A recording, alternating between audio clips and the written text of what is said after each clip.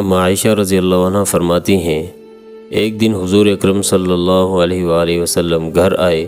میں نے دیکھا آج آپ علیہ السلام بہت خوش ہیں۔ آپ علیہ السلام جلدی میں کوئی چیز اٹھا کے جانے لگے۔ میں نے راستہ روک لیا کہ میں نے نہیں جانے دینا۔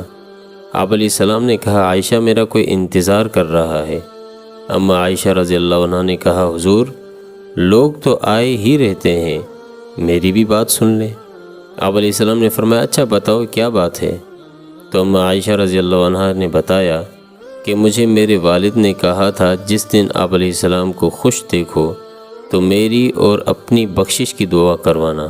آپ علیہ السلام نے ہاتھ اٹھائے، اے اللہ عائشہ اور ابو بکر کو عزت والی زندگی عطا فرما، اے اللہ ان کا حساب قیامت میں آسان فرمانا، اور پھر کہا، اے اللہ انہیں بغیر حساب ہی جنت عطا فرما۔